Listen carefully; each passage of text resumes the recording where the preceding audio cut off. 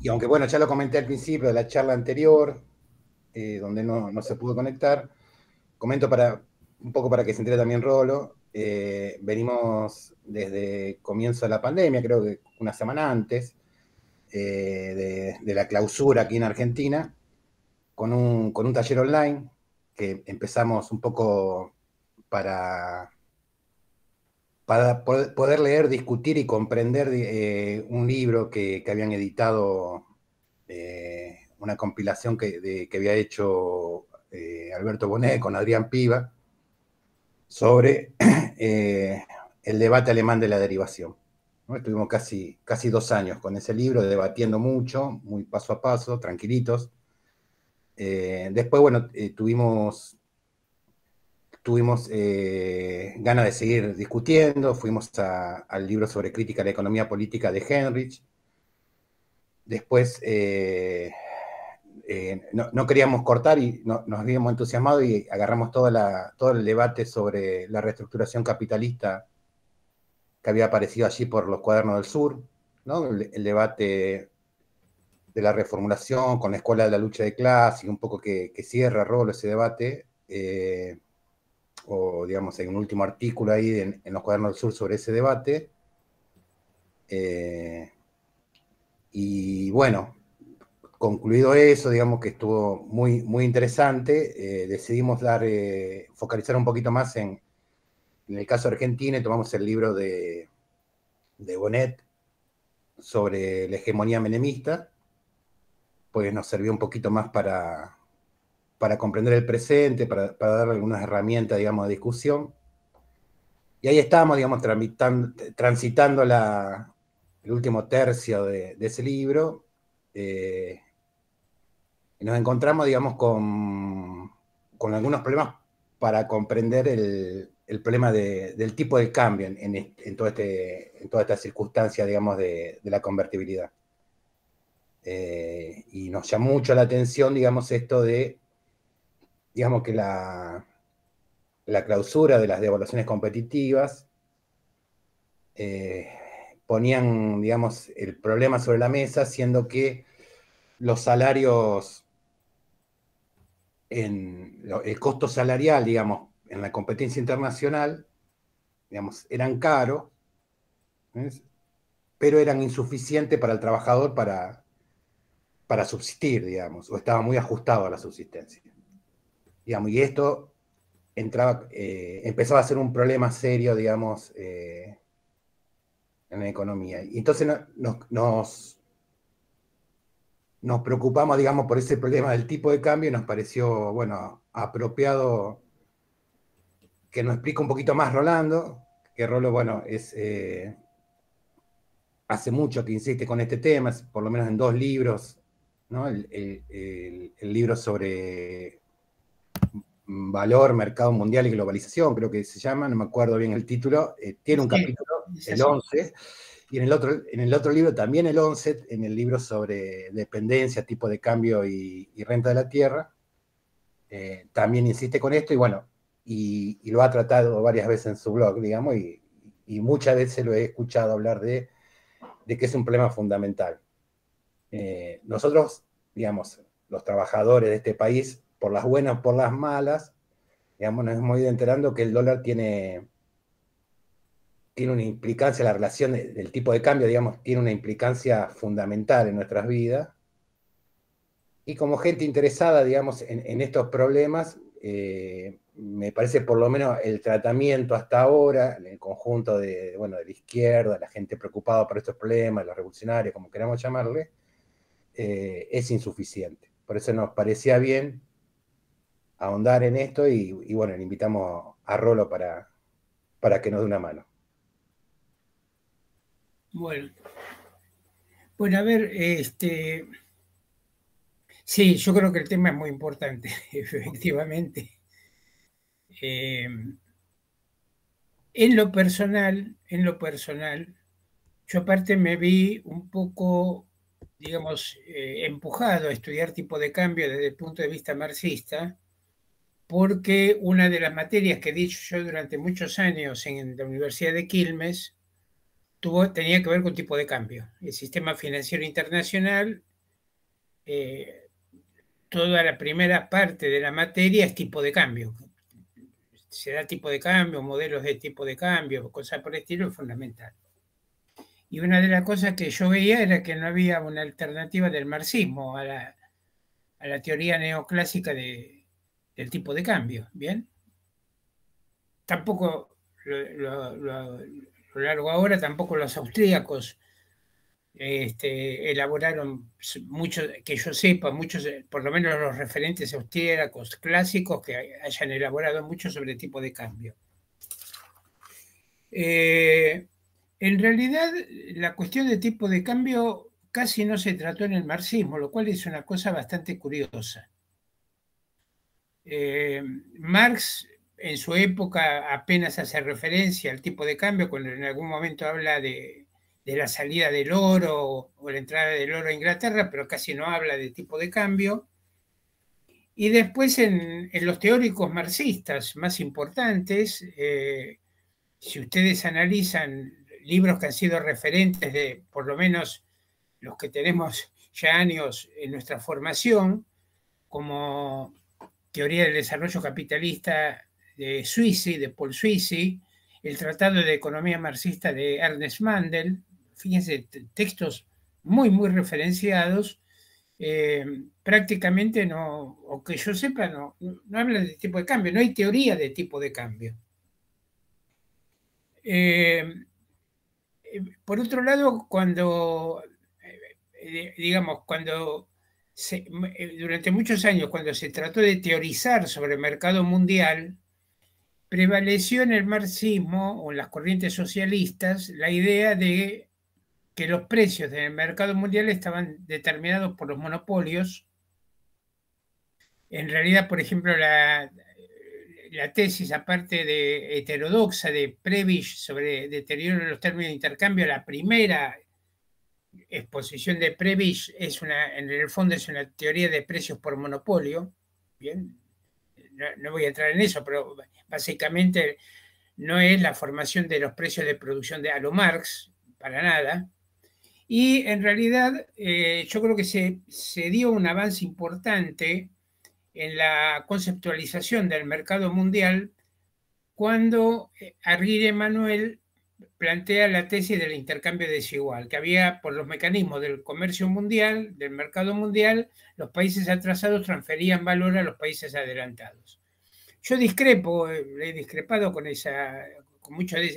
gran parte de esa tesis, pero lo que rescato es que en el planteo de Manuel, y a partir de ahí los que lo hicieron la mayoría de los que discutieron sobre intercambio desigual, se planteaba que los precios eran igual a los precios de producción, es decir,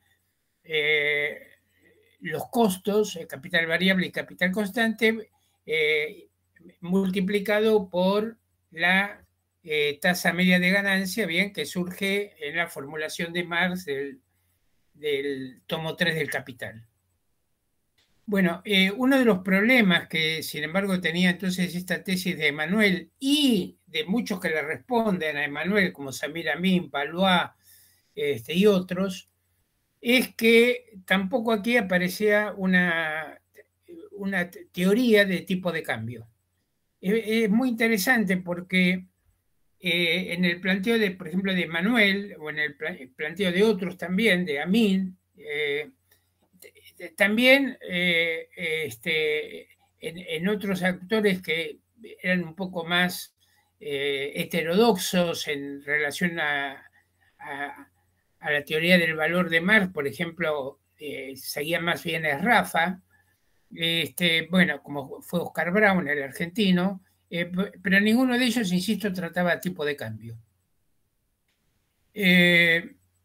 Y el primero que yo veo que trata tipo de cambio, el primer marxista que trata tipo de cambio como una teoría, una explicación del tipo de cambio, es Anwar Shaikh. Yo no estoy de acuerdo, lo he criticado en mi libro sobre teoría política de la dependencia, el segundo libro que citaron recién, pero lo de Shaikh tiene el mérito de haber tratado de anclar la discusión de tipo de cambio en la teoría del valor trabajo de Marx. Después, si acaso, me refiero muy brevemente a por qué yo cuestiono eso, pero yo creo que ese fue realmente un avance. Es decir, alguien que dijo, vamos a tratar de centrar el tipo de cambio en una teoría del valor a lo Marx. ¿Bien? ¿Por qué considero yo que es importante esta cuestión del tipo de cambio?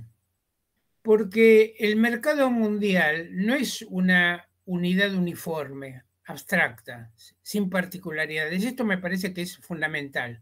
Cuando Emmanuel dice, por ejemplo, que una hora de trabajo, o Samir Amin, dicen que una hora de trabajo en un país atrasado genera el mismo valor que una hora de trabajo en un país adelantado, aunque trabajen con tecnologías completamente distintas, está planteando en última instancia una unidad del mercado mundial, de la ley del valor a nivel del mercado mundial, sin particularidades. Es decir, dicho metafóricamente, sería como una unidad lisa del mercado mundial. Y yo creo que aquí hay que tomar el concepto, es un concepto que viene de Hegel, que es la idea de totalidad concreta, con articulaciones. O sea, Hegel diría, hay dos tipos de totalidades. Una que es abstracta, donde los rasgos comunes son los que predominan en todo y no hay casi diferencia. Y otra es lo que llama Hegel y que reivindica Marx, lo que llama una totalidad concreta. Es decir, es una unidad, pero con particularidades. Por ejemplo, en el mercado mundial se articulan espacios de valor distintos. Es distinto el espacio de valor de un país adelantado con alta productividad a cómo se inserta en el mercado mundial un espacio de valor con baja productividad. Y el tipo de cambio es la variable que los articula. A ver, esta es una cuestión que parece media filosófica, pero yo creo que es fundamental, porque tiene que ver también con el concepto de valor, de valor en Marx, la teoría del valor de Marx. El valor en Marx, esta es una discusión que yo tengo, por ejemplo, con algunos compañeros marxistas, o que he tenido, Carquedi, es tal vez el caso más fuerte, pero otra gente que lo ha planteado. En Carquedi y en otros marxistas, una hora de trabajo de un país adelantado o de un país atrasado genera siempre una hora de valor, que es una hora de valor objetivado. No importa con qué tecnología trabaje, no importa en qué espacio de valor se esté generando ese trabajo. Bien, en todos lados, insisto, en esta concepción que apunta, repito, a una visión plana del espacio mundial, del mercado mundial, el valor es concebido casi como una propiedad física. Algunos marxistas me lo han planteado así, yo tengo sobre esto escrito en mi blog, diciéndome que valor es solamente gasto humano de energía. Entonces el problema de la articulación de espacios de valor con productividades distintas desaparece de esta visión. Insisto, es la idea de que una hora de trabajo en un país atrasado genera la misma cantidad de valor que una hora de trabajo en un país con tecnología avanzada. Esto me parece que es una de las primeras cuestiones que yo quisiera aclarar. Digo esto porque aquí vamos a tener que entender fenómenos que son nuevos en cierto sentido, que Marx a lo mejor nunca imaginó. Por ejemplo, ¿cómo es posible que el trabajo de inmigrantes que están en Estados Unidos, las remesas de inmigrantes de centroamericanos que están en Estados Unidos, lleguen a representar el 25-30% del PBI de un país centroamericano? Esa es una cuestión que, por ejemplo, en algunas tesis tradicionales de imperialismo era casi inconcebible. ¿Cómo es esto? ¿De dónde surge esto? ¿Cómo es posible que ocurran cosas por el estilo? Bueno, entonces esto me generó desde hace años la inquietud por trabajar en la teoría de tipo de cambio y tratar de comprender estas cuestiones. En este sentido también, otra de las cuestiones que me estimularon a este estudio es que muchas veces yo vi de parte de la izquierda un planteo muy subjetivo sobre el tipo de cambio. El tipo de cambio se podría, según insinúan algunos compañeros, algunos partidos de izquierda, el tipo de cambio sería una cosa voluntarista, es decir, si un gobierno decide tener tal tipo de cambio, lo puede tener.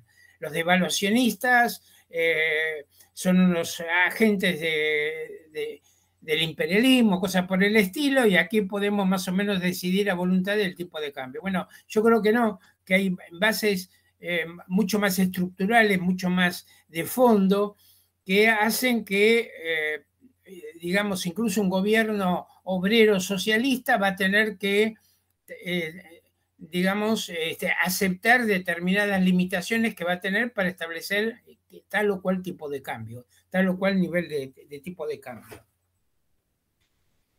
Bueno, vinculado a estas cuestiones, por último, otro tema que me estimuló para trabajar tipo de cambio fue no solamente dar una alternativa a la teoría neoclásica de tipo de cambio, sino algo tal vez más elemental, comprobar que la macroeconomía que se enseña habitualmente, que es la que nosotros llamamos la macroeconomía de la síntesis neoclásica keynesiana, o actualmente la nueva síntesis, le podemos decir, pero pongo para bajarlo a tierra un ejemplo típico de esto es el libro de hoy de macroeconomía que más se usa en las universidades, que es el libro de Blanchard, Blanchard Pérez Henry para Argentina, Blanchard en general, el libro de macro de ellos, que es interesante, porque cuando tratan de determinar tipo de cambio, estoy diciendo el libro de Blanchard, el referente en macroeconomía hoy para prácticamente todas las universidades,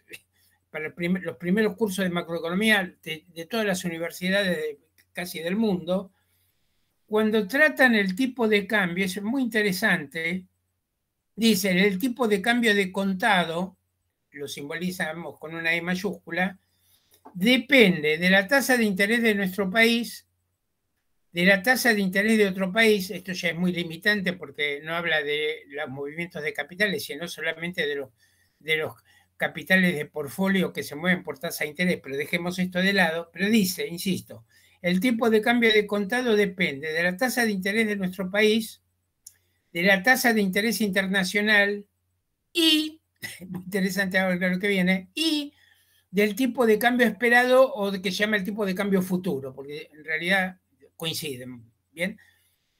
Es decir, el tipo de cambio que está determinado en el mercado de futuro. Con lo cual incurre en un razonamiento circular, porque el tipo de cambio de contado depende del tipo de cambio de futuro, y el tipo de cambio de futuro tenemos que hacerlo depender del tipo de cambio de contado. ¿Bien? Porque si no, ¿de qué depende el tipo de cambio de futuro? Es decir, tenemos ahí un razonamiento tautológico en el fondo, un razonamiento circular que no da ninguna salida. A esta cuestión le agregamos lo siguiente. Una de las cuestiones más aceptadas por los estudios empíricos en mercado mundial es el hecho de que el tipo de cambio real de los países atrasados tiende a ser elevado. Es decir, a estar por encima de lo que llamamos la paridad de poder de compra. A ver, para explicar esto, ¿qué significa? Porque si no parece un poco chino básico. Para explicar esto, voy a explicar un poquito qué es tipo de cambio real, que hay que distinguirlo de tipo de cambio nominal. Tipo de cambio nominal sabemos lo que es. 1.200 pesos por dólar, bien, es lo que cotiza en las casas de cambio, tipo de cambio nominal.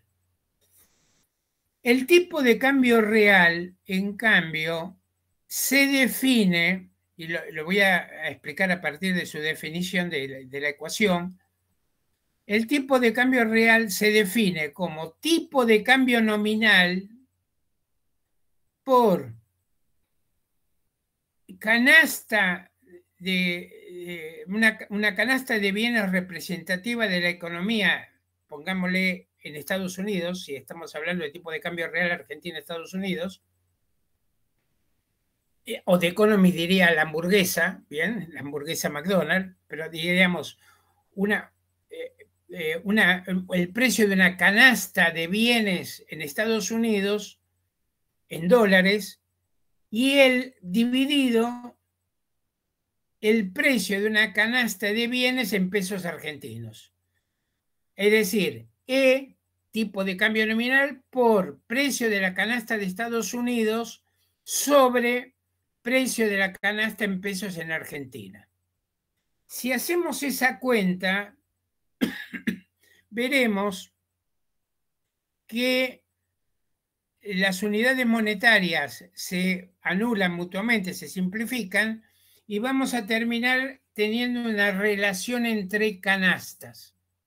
A ver, ponemos un ejemplo sencillo, teórico. Supongamos tipo de cambio nominal 1.200 pesos por dólar. Tipo de cambio nominal, 1.200 pesos por dólar. Supongamos que la canasta representativa de Estados Unidos sean $1.000 por canasta de Estados Unidos. Y supongamos, estoy haciendo un ejemplo teórico, y supongamos que la misma canasta en Argentina, la misma canasta que es representativa, en Argentina, supongamos que es en pesos 1.200.000 pesos. Si hacemos la cuenta, es una cuenta sencilla, está armada a propósito para que diga lo que yo quiera, digamos.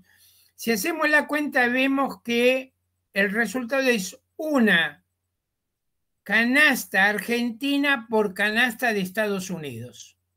O sea, eso es tipo de cambio real.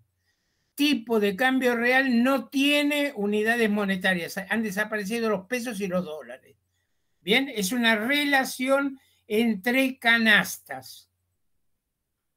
Pongámosle que el tipo de cambio nominal sube un 20%, de 1.200 a 1.440, el tipo de cambio real va a subir a 1,20 canastas de Argentina sobre canastas de Estados Unidos.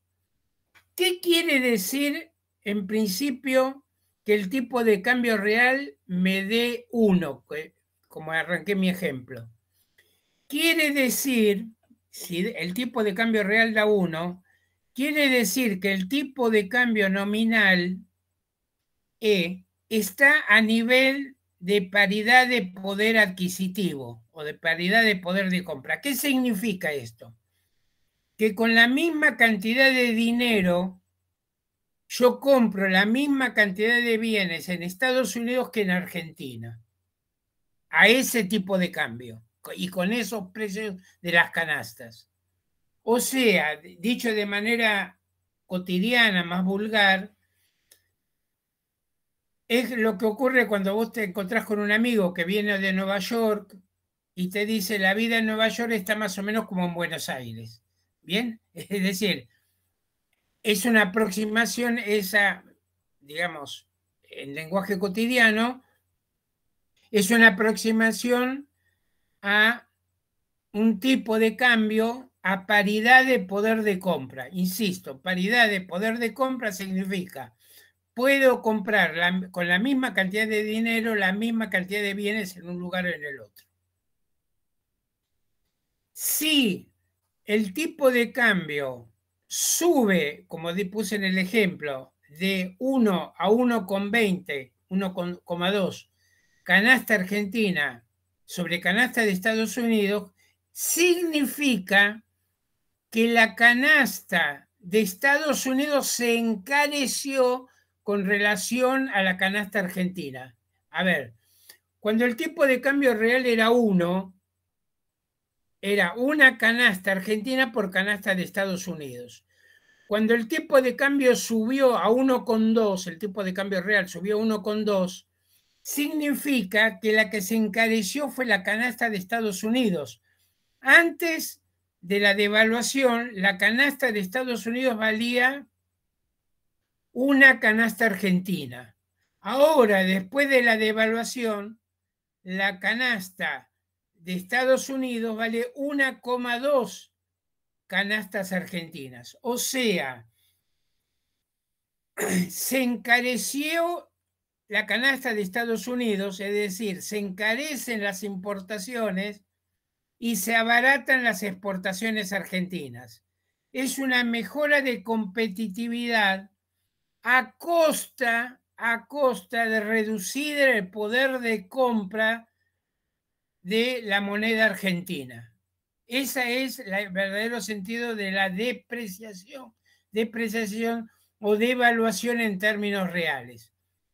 Por eso, una devaluación, en principio, favorece el neto comercial, promueve las exportaciones y encarece las importaciones. ¿Bien? Es una manera de obtener competitividad sin recurrir a cambios tecnológicos. Ahora, ¿qué pasa? Ocurre que si aumenta el tipo de cambio nominal, en nuestro ejemplo pusimos aumenta un 20%, ¿bien? Pasó de 1.200 pesos por dólar a 1.440 pesos por dólar. Y al mismo tiempo aumentan los precios internos de nuestro país, ¿bien? Aumenta la canasta pasa a 1.440.000 pesos. Entonces, la devaluación no ha mejorado la competitividad del tipo de cambio y ha, por el contrario, promovido inflación.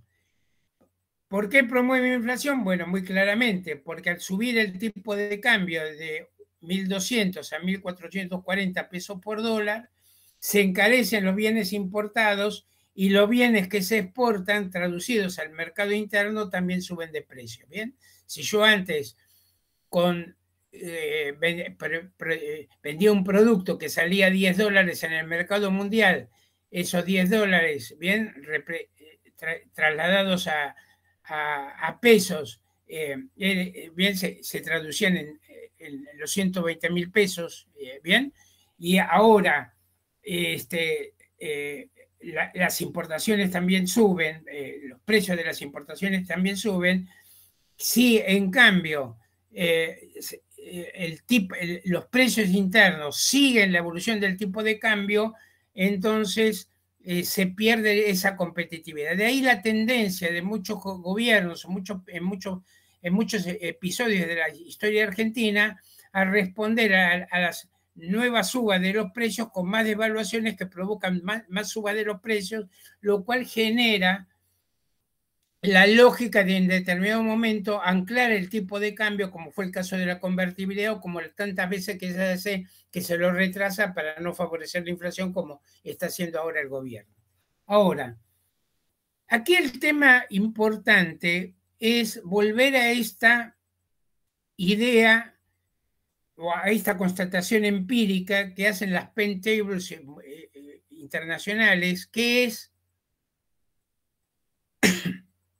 que los países atrasados tienden a tener una moneda depreciada, es decir, un tipo de cambio real por encima del nivel de paridad de poder adquisitivo, de paridad de poder de compra, es decir, un tipo de cambio real en 1,20, en 1,50, en 1,80, cosas por el estilo. Aquí hay una explicación neoclásica para este fenómeno que la dieron dos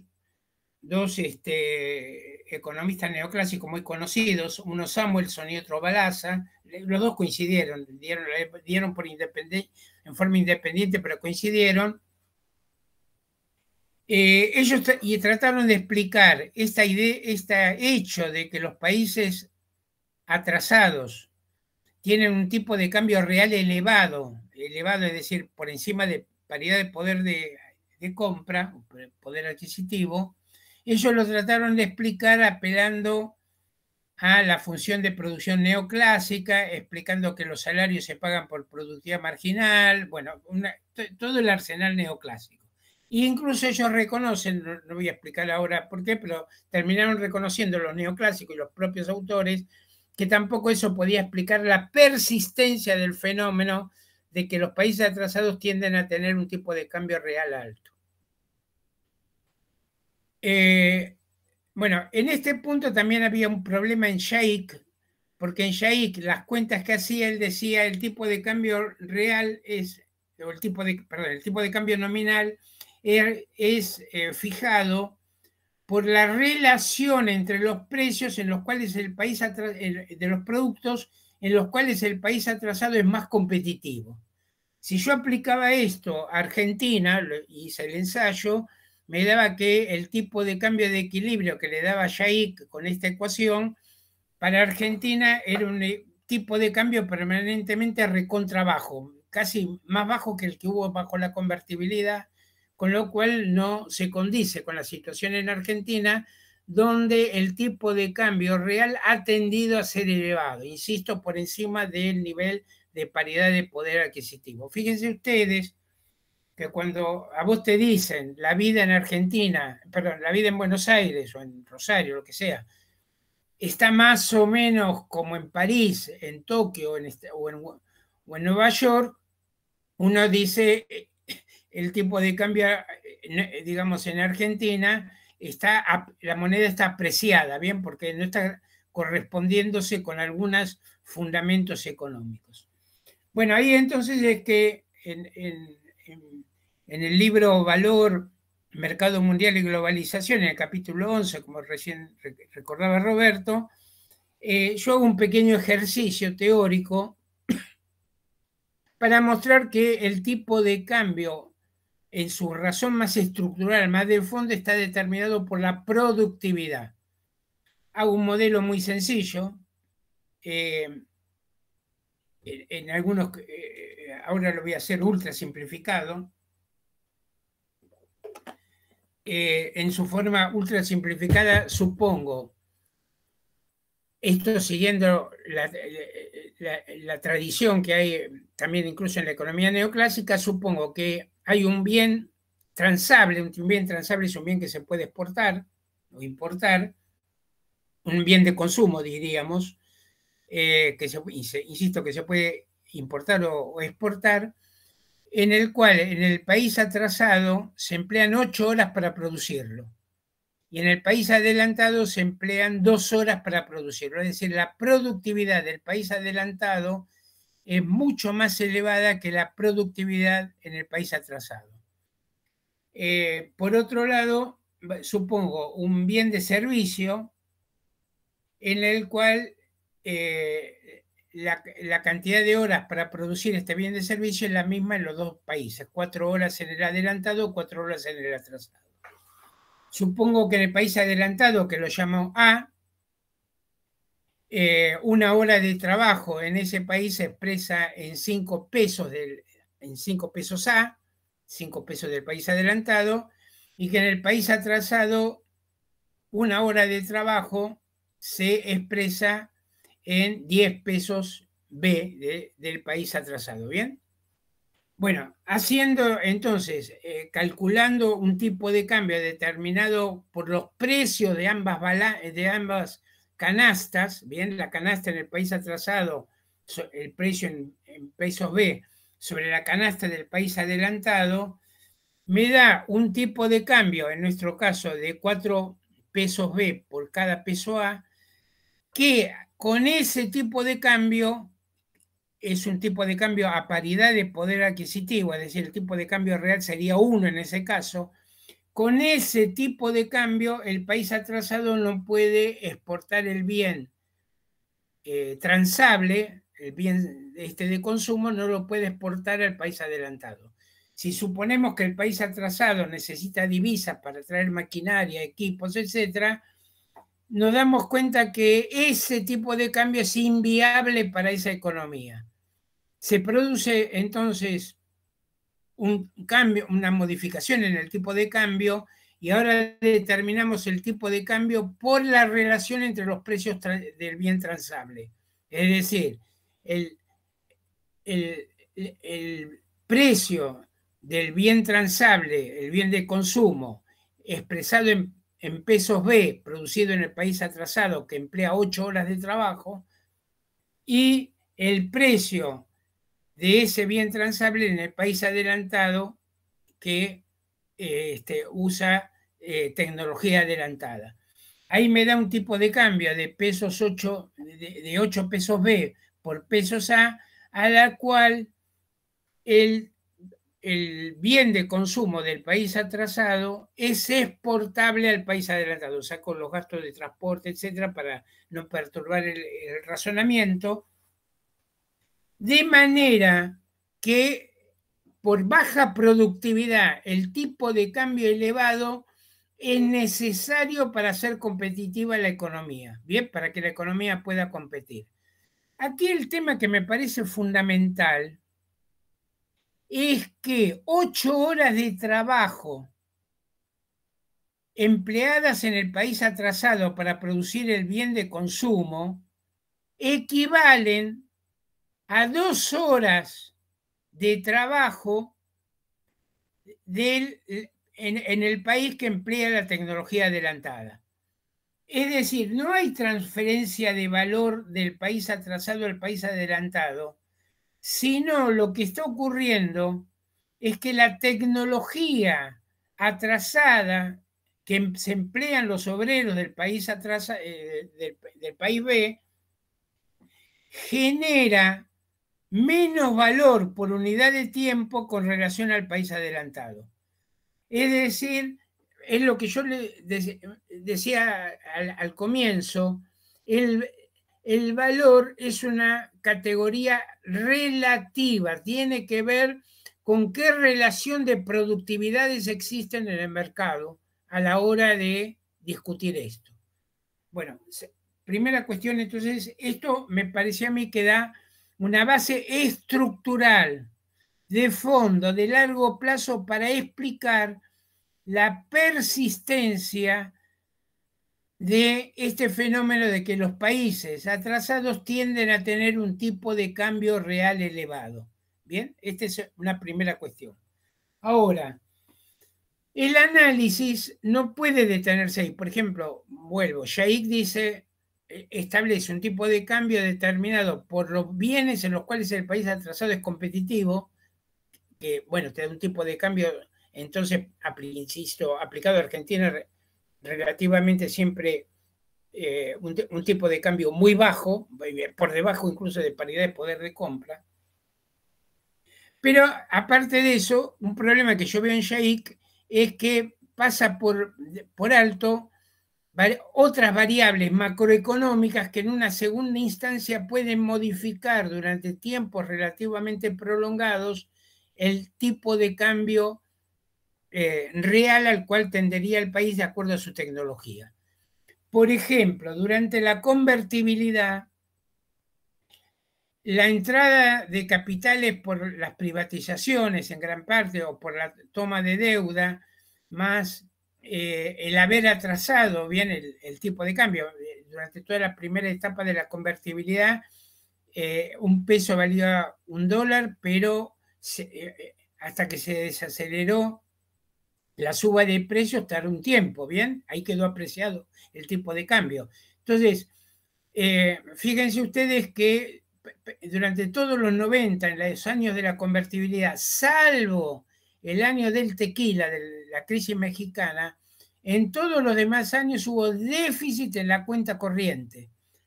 ¿Qué está indicando esto? Que el tipo de cambio no estaba expresando la productividad de la economía argentina. Había muchísimas dificultades, dada la baja productividad, para insertarse en el mercado mundial, para encajar en el mercado mundial. Entonces, hay un segundo nivel de análisis por encima del más estructural que tiene que ver con la productividad, con los tiempos de trabajo socialmente necesarios. Hay un segundo nivel de análisis en la determinación del tipo de cambio que tiene que ver con la macroeconomía, con la tasa de inflación, con la entrada o salida de capitales fundamentalmente, con la tasa de interés que maneja el gobierno para muchas veces impedir que los ahorristas se vayan al dólar y cosas por el estilo. No, estas variables macro no pueden superar las limitaciones estructurales que derivan de la baja productividad, pero sí pueden modificar durante periodos relativamente prolongados de tiempo, bien, el tipo de cambio y provocando entonces oscilaciones y cambios importantes, sobre todo en la cuenta corriente, bien, o en la balanza de pagos en general, pero muchas veces con foco en la cuenta corriente, lugar por el cual generalmente también terminan estallando las crisis argentinas, y de las cuales yo pienso no va a estar exento posiblemente este gobierno. Bueno, y por último, yo planteo un tercer nivel de análisis, esto Sheikh tampoco lo menciona. En general, los planteos de Sheikh en el aspecto final tiende a haber me parece, una minusvaloración de aspectos financieros que cobran cierta relevancia. Hay un tercer nivel, me parece a mí, de análisis en el tipo de cambio, que es el nivel que llamamos especulativo.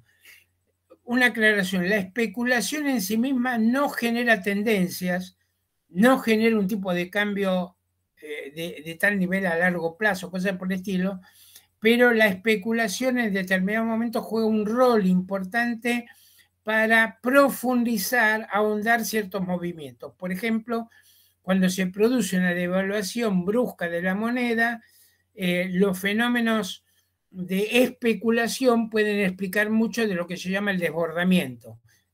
Típico de esto, cuando se rompe la convertibilidad, primero el tipo de cambio pasa a 1,40 pesos por dólar, pero hay un periodo donde la especulación lleva el tipo de cambio casi a 3 dólares perdón, a 3 pesos por dólar, para finalmente bajar y asentarse a un nivel más bien entre 2 y 3 pesos por dólar. Pero digo, estos fenómenos de especulación tienen su rol en determinado momento. Insisto, no generan tendencia, estoy en contra de esa tesis muy cara a muchos keynesianos de izquierda que plantean que la especulación lo es todo, etcétera, etcétera, y que de hecho no hay ley económica o cosas por el estilo.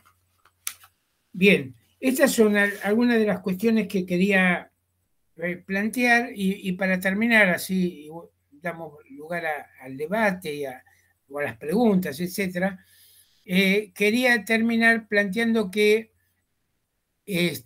por lo menos para el caso de Argentina, es posible encontrar una cierta lógica entre periodo de tipo de cambio alto y periodo de tipo de cambio bajo. A ver, cuando hay o históricamente, cuando ha habido déficit en cuenta corriente, aclaro, un déficit en cuenta corriente cuando crece y se hace importante, por ejemplo, llega al 3-4% del PBI, generalmente termina provocando disparadas de capitales, fugas de capitales violentas y cosas por el estilo. Se vio en México, se vio en la crisis asiática del 97, se vio en Argentina repetidas veces, la última en el 2017 con Macri y cosas por el estilo. Bien, a ver, vuelvo. Hay periodos en donde se ha logrado o se ha ensayado en forma importante conseguir productividad vía tipo de cambio real alto, ¿bien? Es lo que, por ejemplo, intentó Alfonsín en los años 80. Caída de los precios internacionales, de los productos que exportaba Argentina, bastante importante. Bueno, devaluaciones, tipo de cambio real muy alto, tratando de esa manera de impulsar el neto comercial, entre otras cosas también para pagar los servicios de la deuda. ¿Qué pasa? Como dije hace un rato, la suba del tipo de cambio real introduce elementos muy importantes de presión inflacionaria.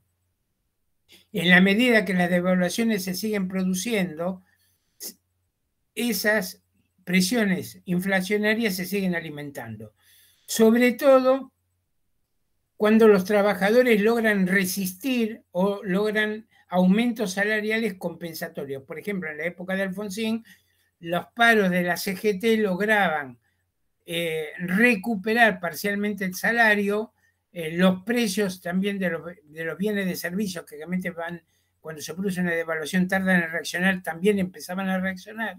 Esto provocaba la apreciación del tipo de cambio por suba de precios y salarios, nuevas devaluaciones, nuevos impulsos inflacionarios, nuevas devaluaciones, nuevos impulsos inflacionarios. Cuando la inflación es elevada, termina por no funcionar el mercado. No se pueden comparar los tiempos de trabajo, no se puede comparar, digamos, o calcular la valorización del capital.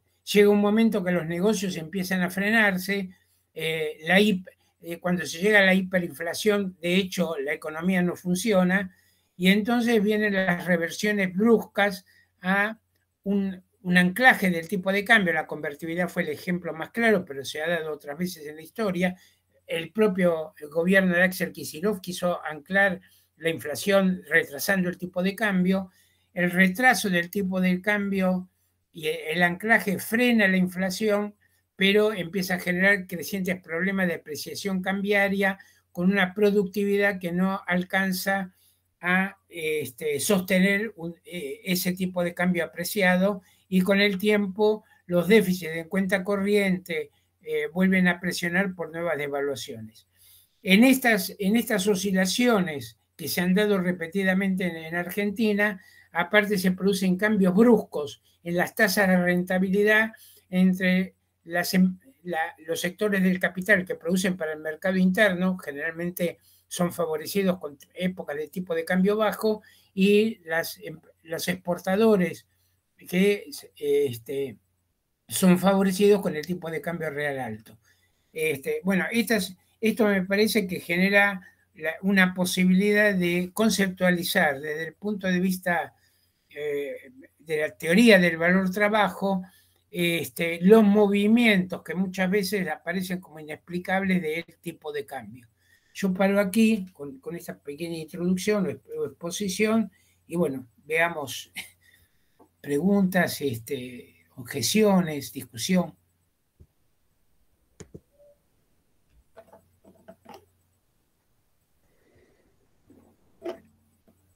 Bueno, si alguien tiene algo para preguntar, yo tengo anotado acá un par de cositas.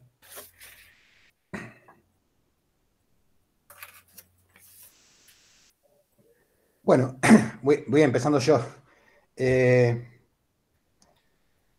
No pudo estar hoy, pero estuvo la semana pasada Federico, otro Federico, que él había planteado una duda con respecto a la implicancia que puede tener en esto, en la determinación del tipo de cambio, la acción de un gobierno.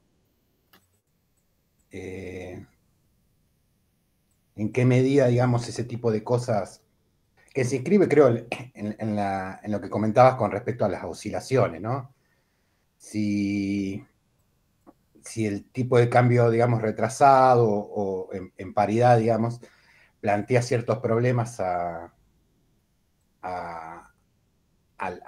poder meter productos en el mercado mundial, problemas de competitividad, seguramente, digamos, tiende a romperse eso, tiende a la crisis. Entonces, bueno, de qué manera, digamos, los gobiernos tienen ese margen de decisión para modificar eso. Eso lo plantea Federico. A mí me queda, digamos, digamos, el planteo esta forma, digamos, de concebir el problema desde el punto de vista de las diferentes productividades en diferentes espacios nacionales, digamos, cómo se relaciona con la idea de trabajo potenciado de Marx, que en sus ejemplos teóricos, digamos, estaba como planteado en un mismo espacio nacional.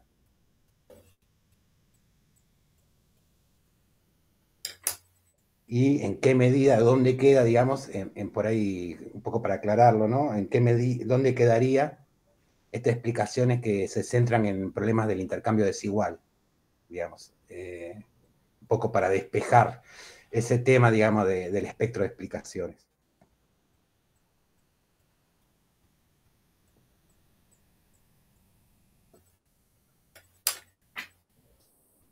¿Te contesto esto? ¿Te parece? Sí, como quieras, no sé si alguien tiene algo más. Voy respondiendo algunas cosas a ver si... Bueno, primero, la devaluación es una forma espuria de obtener competitividad.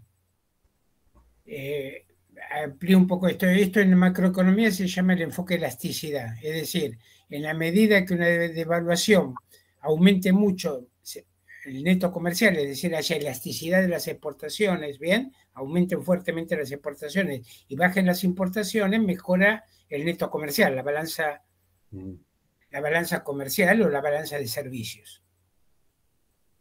Es una manera espuria porque en última instancia lo que significa es una redistribución regresiva del ingreso.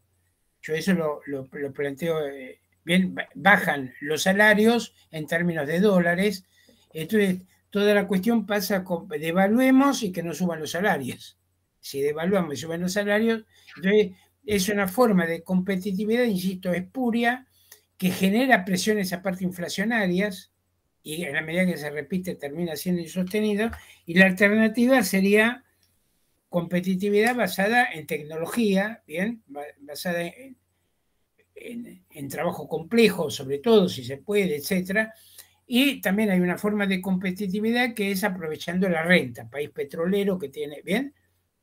Que tiene facilidades por ese lado, puede mantener un tipo de cambio real relativamente bajo, ¿bien? O cosas por el estilo. Pero en realidad entonces es una competitividad, insisto, espuria.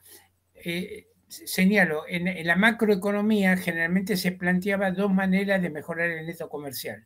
Una era lo que llamaba enfoque de elasticidad, que era a través de devaluaciones, y la otra era, un poco lo que de hecho está haciendo Milei, bajar lo que llama la absorción interna, bajar el consumo, ¿bien? Bajar el gasto interno, etcétera, para que haya más saldo exportable, ¿bien? Es decir, para mejorar el neto comercial. Bueno, esto por empezar en cuanto a la crítica que hacemos los marxistas a esta política insisto, de competitividad vía devaluación.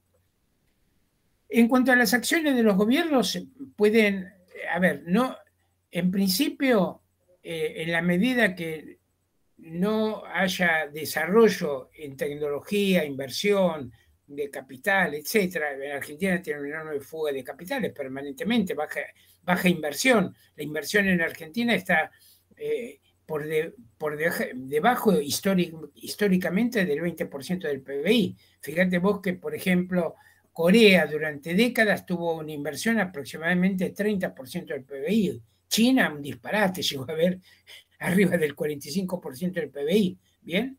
Entonces, en la medida que no haya inversión o cosas por el estilo, se recurre una y otra vez a estas formas de ganar competitividad cuando se llega a situaciones de estrangulamiento externo.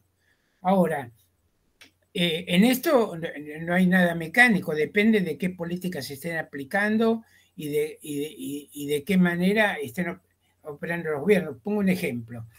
Cuando Cristina termina su gobierno, en el 2015, ya el déficit de cuenta corriente era muy importante. Es interesante, Cristina, los Kirchner, perdón, toman el gobierno en el 2003 con un fuerte superávit en el sector externo y en cuenta corriente, y terminan el gobierno en el 2015 con un déficit ya muy importante en la cuenta corriente, ¿bien? El déficit en cuenta corriente ya viene desde 2011, 2012, una cosa por el estilo, y se está agravando. Macri sube y se sigue manteniendo ese déficit en cuenta corriente, pero lo financia con entrada de capitales especulativos. Hay muy poca entrada de capitales por vaca muerta y energía, muy poco, y el resto son capitales de fondos de cartera, que es lo que atrae Caputo, ¿bien? Caputo cuando era ministro, fondos de cartera para este tipo. Estos fondos de cartera son fondos de tipo especulativo. Es muy importante señalar esto, porque en realidad cuando vos financiás un déficit en cuenta corriente con entrada de capitales especulativos, estás, ¿cómo te puede decir? Estás jugando con fuego. Esto en cualquier momento se te va de las manos. ¿Qué es lo que les pasa casi inevitablemente cuando el déficit en cuenta corriente va creciendo, creciendo, creciendo? A fin del 2017, el déficit en cuenta corriente de la Argentina llegaba a casi 5 puntos del PBI. Y entonces, en marzo del 2018 empieza una fuga de capitales. Cuando los capitales la ven complicada, vendemos activos en Argentina, sea como sea, y te llevan el tipo de cambio por una disparada. O sea, ese movimiento ya el gobierno no lo manejó. Manejó la entrada de capitales. Promovió el carry trade. El carry trade es tomo prestada guita en el exterior, a una tasa de interés, la meto en Argentina, bien, en pesos, me hago una fuerte diferencia en pesos, salgo bien en dólares y pago la deuda en el exterior. El gobierno fomentó eso. Eso prolongó el periodo en donde el déficit en cuenta corriente crecía, crecía, crecía, lo podés prolongar un tiempo. Ahora no lo podés revertir de fondo. No lo revirtió, le estalló a Macri, le estalló la crisis con la salida precipitada de capitales, ¿bien? Esto en la literatura se conoce como las crisis sudden stop, de tensión de golpe de entrada de capitales y reversión violenta para la salida. Bueno, la otra, el gobierno de Kicillof se vio obligado casi a devaluar porque ya estaban cada vez con más problemas en la cuenta corriente. Se sigue, hay ciertos márgenes de maniobras, pero son relativamente limitados, no se puede controlar. Por eso, insisto, esto que tiene un carácter bastante más objetivo, el tema del tipo de cambio, de lo que muchas veces la izquierda piensa, que es una cuestión de que se hace a voluntad, bien, cualquiera lo puede hacer a voluntad de determinar el tipo de cambio. Sobre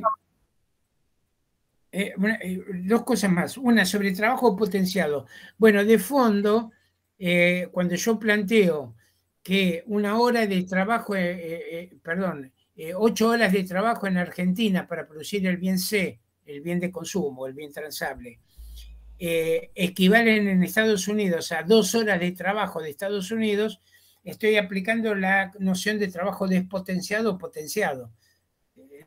Trabajo despotenciado en Argentina, ¿me seguís? De la tecnología argentina, que en o trabajo potenciado en el trabajo en Estados Unidos, que aplica una tecnología superior. Si yo, insisto, si yo tengo que, para compensar, para generar, para poder competir en el mercado de Estados Unidos, tengo que emplear 8 horas de trabajo para fabricar el bien que en Estados Unidos se produce con 2 horas de trabajo, estoy planteando que la hora de trabajo no genera el mismo valor. Esto es fundamental. Esta es mi discusión en gran medida con Carchedi. Ahora me refiero un poquito a esto con el tema de intercambio desigual. Es la diferencia que también podía tener con Shaik o con Mandel, que fue el que planteó esto por primera vez, el intercambio desigual. A ver, muy brevemente, ¿qué es lo que dicen estos compañeros sobre intercambio desigual? Dejamos de lado el planteo de Manuel, ahora no lo voy a tocar, pero es un caso mucho más particular. El caso de intercambio desigual de Shaik y Carchedi es el que hoy podríamos decir sería el más general de ser cierto, que es países atrasados que se industrializan y compiten igual en el mercado mundial. ¿Bien? Ese sería el caso de Shaik, Carchedi, etc. ¿Qué plantean ellos? Ellos plantean que si un país tiene tecnología atrasada, emplea más horas de trabajo para generar una mercancía, un bien. Y esas horas, en esa mayor cantidad de horas de trabajo, generan entonces más valor. Y esa mayor cantidad de valor se la apropia el país adelantado. No explican bien cómo es el mecanismo de apropiación, pero plantean ese valor generado en el país atrasado porque empleó más horas de trabajo, reaparece en el país adelantado. Yo sobre esto lo he discutido mucho. En mi blog he tenido con un grupo, no con un grupo, con dos economistas, por ejemplo, mexicanos que adherían a esto. Yo una de las cosas que les decía era, a ver,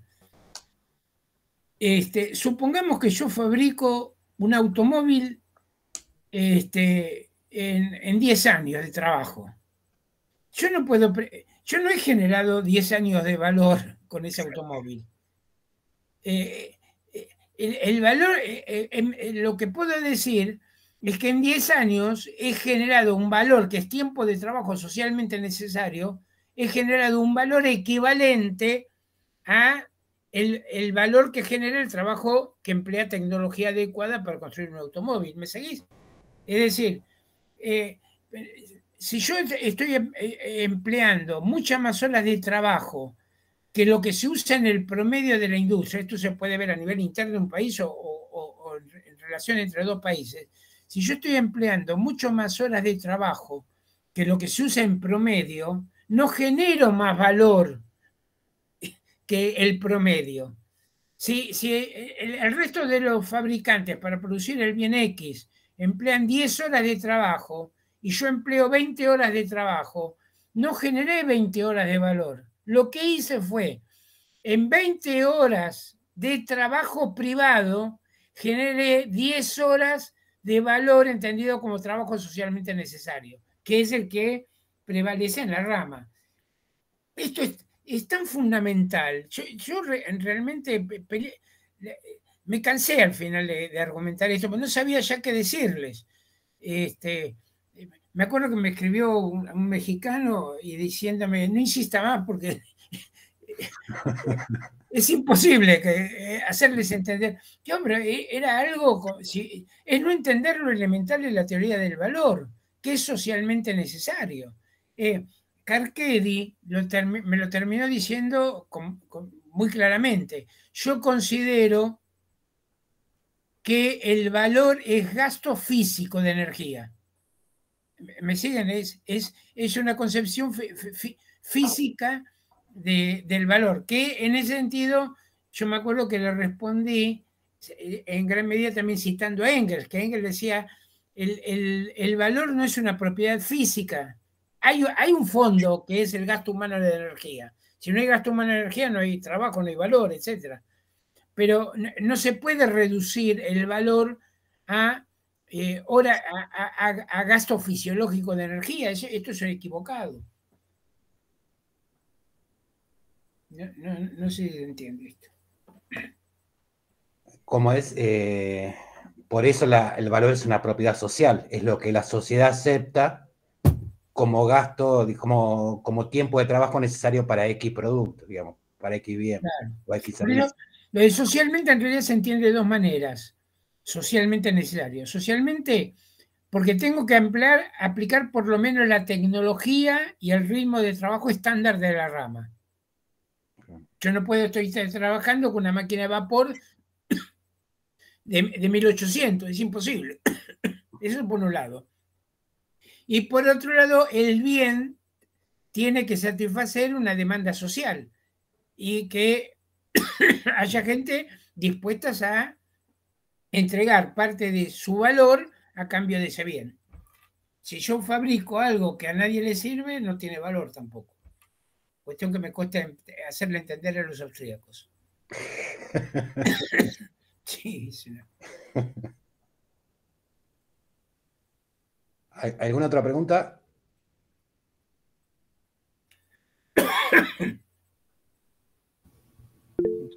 Yo pensaba... Gustavo levantó la mano, dale. Bueno, yo me voy a animar, total. Que sea Pato Gallareta. Buenas tardes, para mí un gusto, don Rolando, que esté con nosotros. Yo quería plantearle un caso. Yo vivo en un país muy pobre, con una exportación muy regresiva, con mano de obra de maquila, por no decir esclava, y sin embargo tienen una economía política tan mecanizada que acá el tipo de cambio va subiendo todos los meses unos 3, 4, 5 centavos, a veces un peso. Pero todo el mundo sabe cuánto va a valer el dólar el mes que viene, el otro mes, y nadie se preocupa por el dólar. Es cierto lo que usted dijo de que las remesas hacen un poco que estos países de Centroamérica sean bimonetarios, ¿no? Como decía Cristina. Pero yo no sé si eso explica la cuestión o porque yo no termino de entender todos los problemas que tiene un país como Argentina, que es tiene una economía mucho más grande que la que puede tener cualquier país de Centroamérica.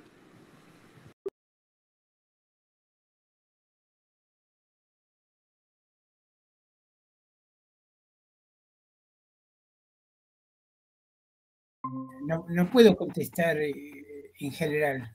Tendría tendría que estudiar, no sé de qué país te estás hablando, pero tendría que estudiarlo en particular, qué es lo que ocurre. De Nicaragua. Nicaragua. Y me hace acordar ¿sabe a qué me hace acordar? A la tablita de Martínez de Oz. Otro antecedente no me acuerdo. Pero acá es así, digamos, no hay problema con el tipo de cambio. Está todo planificado de acá al año que viene. Y la verdad que Bueno, no sé. puede haber una macroeconomía, hay países, muchos países tienen una macroeconomía más o menos ordenada, no el desastre argentino, y eso puede ocurrir tranquilamente. Se genera un mecanismo de mantener un tipo de cambio relativamente estable, con país de baja productividad. Nicaragua tiene bastante entrada de remesas no sé ahora con lo Sí, del fútbol, bien, pero hasta hace un tiempo tenía. un 20%. Bueno, eso es una entrada importante. Sí, 20% del PBI. sí. Y bueno, por eso yo decía, en mi libro, Valor, Mercado Mundial, yo pongo esos casos para decir, fíjense cómo juega la distinta generación de valor. Una inmigrante que está en Estados Unidos, de un país sudamericano, en una hora de trabajo genera más valor que a lo mejor un par que está en un país con tecnología atrasada, este, que no puede alcanzar esa productividad.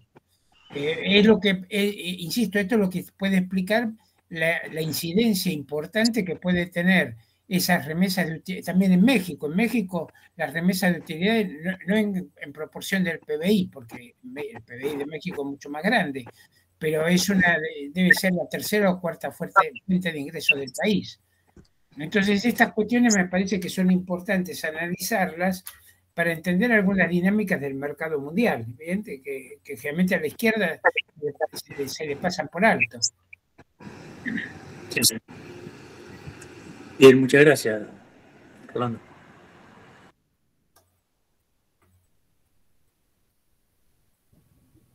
Yo quería, Rolando, había intentado intervenir antes.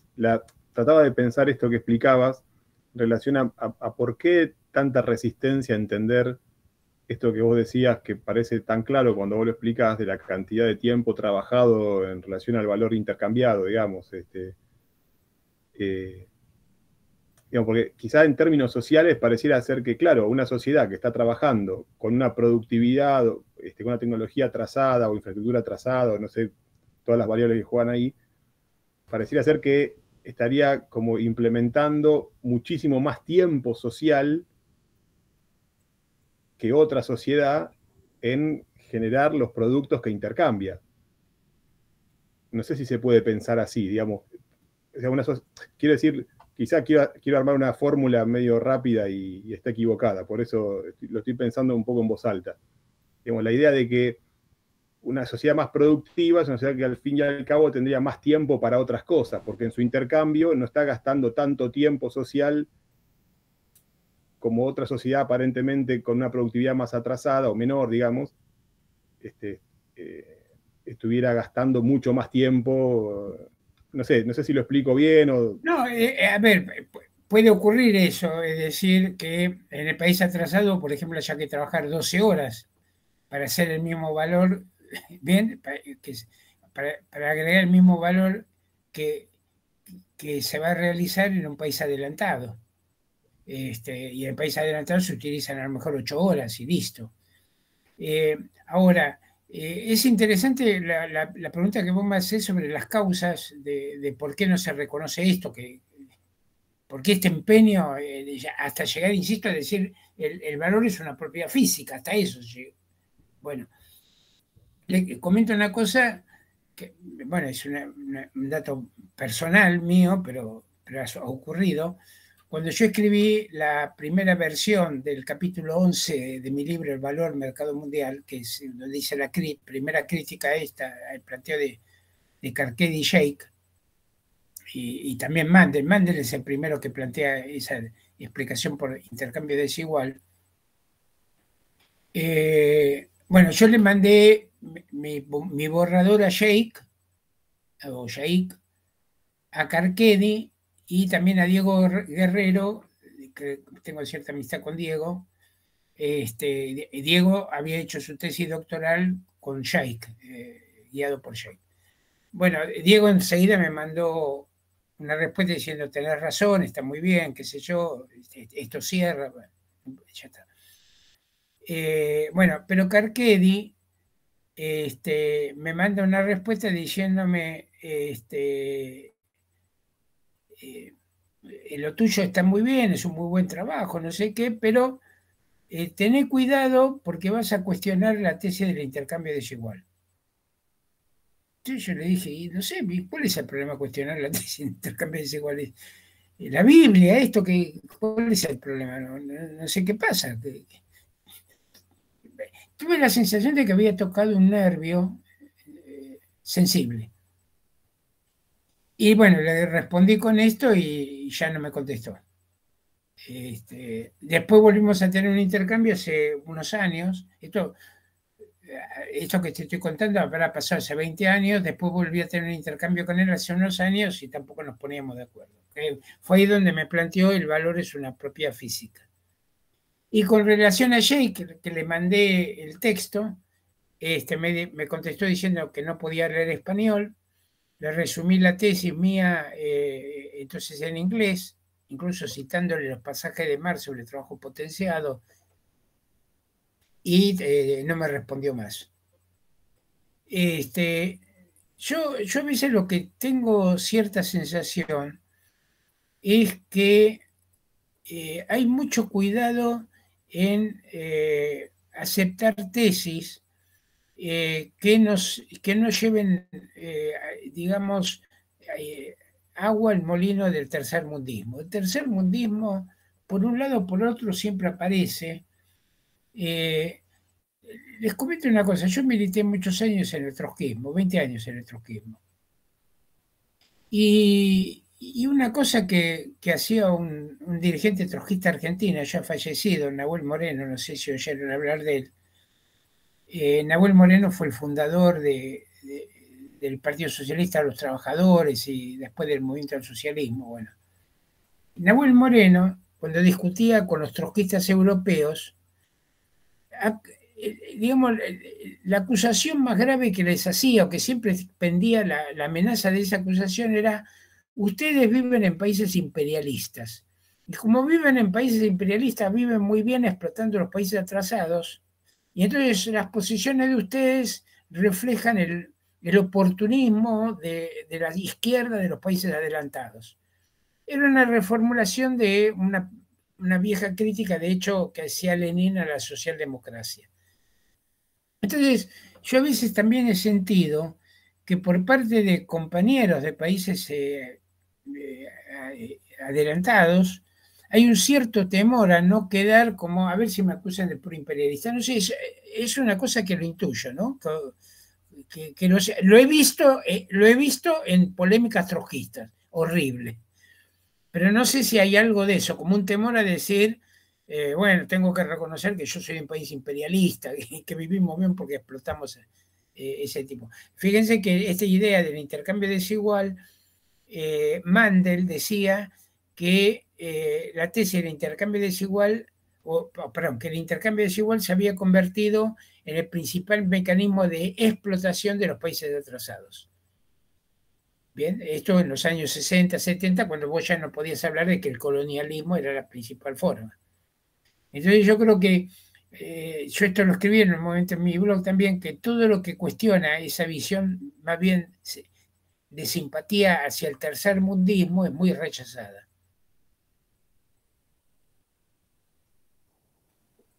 Yo sí puedo hacer una pregunta, no sé si se me escucha bien ahí. Sí. Buenas tardes, Rolo, muchas gracias por el espacio. Soy Ignacio de Córdoba, profe y licenciado en Historia.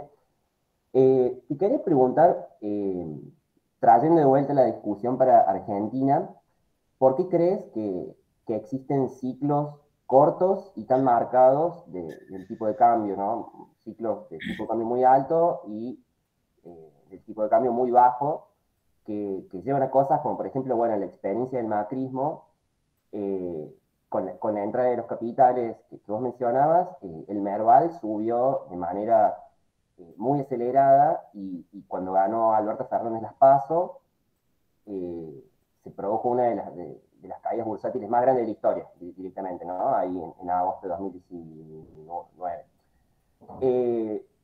La pregunta sería, ¿por qué en Argentina no se impone una especie de racionalidad capitalista que sostenga un tipo de cambio más o menos coherente y uniforme? ¿O por qué existen, o por qué una de las principales políticas económicas de diferentes espacios, tanto de Milei, Macri, Alberto, Cristina, etc., una de sus principales políticas es sostener un tipo de cambio apreciado, ¿no? Un peso apreciado.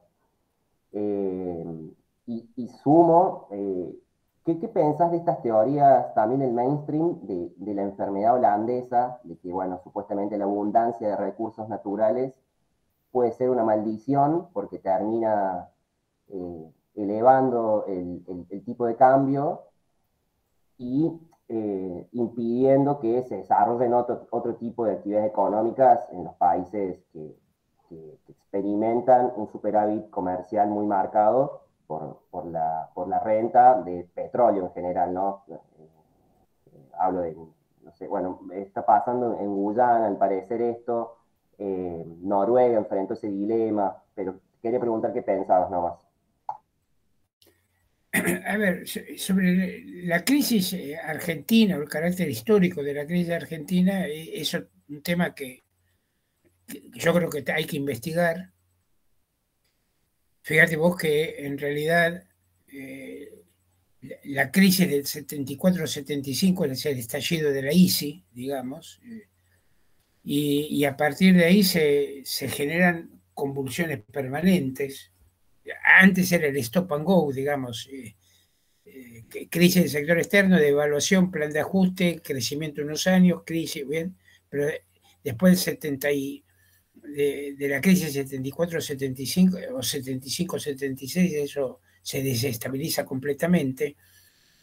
Yo una de las cosas que tiendo a pensar es que un poco en esa idea que algunos han planteado de empate, bien, de una situación de equilibrio, de equilibrio impas, digamos, que no sale para ningún lado. A ver, Argentina ha sido uno de los países en Latinoamérica de los primeros en industrializarse, antes que Brasil, con un PBI más grande que el de Brasil. Vanguardia en Latinoamérica, genera una clase obrera fuerte, bien, el peronismo realmente hasta cierto punto también expresa eso, con una estructura de organización sindical muy importante, con un poder de resistencia a la patronal muy fuerte. Fíjate vos que el final del gobierno de Perón quiere empezar a eliminar eso en los 50. Se llama el Congreso de la Productividad. Hay una intervención que a mí se me quedó muy grabada, que se cuenta de un empresario que cuenta el caso de la carretilla. Un trabajador va con una carretilla, está atravesando un patio, suena la hora de salida de la fábrica, deja la carretilla en medio del patio y se va. Y el empresario decía, esto es un escándalo, así no se puede trabajar. Bueno, ese nivel de resistencia fue muy importante. Yo fui trotskista, me proletaricé, hice en su momento todos los deberes del trotskismo que hay que hacer. Bueno, y yo trabajaba, estuve 3 años en la fábrica Chrysler, la de autos de San Justo. Y recuerdo que una vez yo estaba, no era mi sección, pero estaba, bueno, trabajando de prestado en la línea de montaje, y había 2 compañeros charlando, y pasa el jefe de planta del pasillo y les dice, che, ¿qué hacemos? Fue eso, ¿eh? Yo estaba ahí. Al día siguiente, la burocracia, a ver, no era un delegado montonero o cosa parecida, no, la burocracia le paró a la empresa 15 o 20 minutos la línea de montaje, que era bajarle la producción de autos, porque un capataz no podía llamarle la atención a los compañeros de esa manera, los tenía que llamar aparte. Y, a ver, eso era una expresión de un poder de resistencia muy grande a nivel fabril, a nivel del delegado de sección. ¿Me seguís?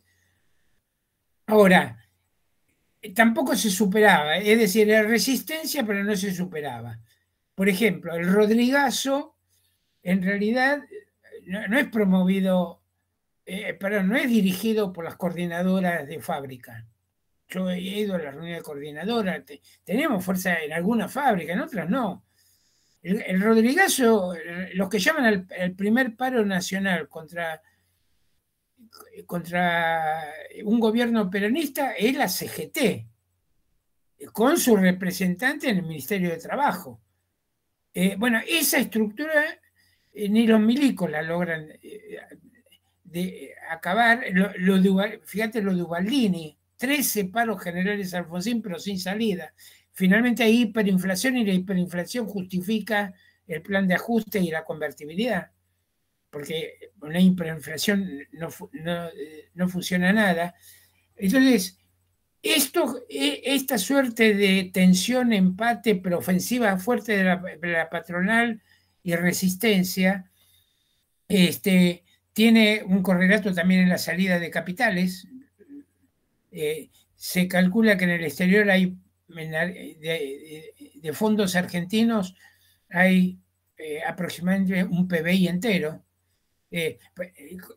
Fíjense en lo siguiente, Argentina, esto hay mucha confusión, Argentina no es un país endeudado, no sé si sabían, Argentina es acreedor. ¿En qué sentido? Los activos que tienen los argentinos en el exterior son más que los activos que tienen gente del exterior en Argentina. Es decir, es acreedor a Argentina en ese sentido. Pero no se termina de generar lo que, por ejemplo, los que se llaman, los que hablan del marco social de la acumulación, no se termina de generar un marco por ahora de acumulación de capital. Un caso está ahora con el RIGI. El RIGI hasta ahora no movió gran parte. Bien, hay alguna inversión dirigida por YPF, pero no mucho más. Hasta ahora no hay gran... el riesgo país sigue muy elevado, casi en 700 puntos. Esto significa que no están entrando capitales, que pueden decir, entro a la bolsa de valores, entro a comprar acciones argentinas, pues están baratas, porque hay una gran perspectiva y cosas por el estilo. Entonces yo veo en ese sentido... no es crisis permanente, pero son recuperaciones que no llegan a desatar un proceso de verdadero desarrollo, crisis, nuevas recuperaciones, etc.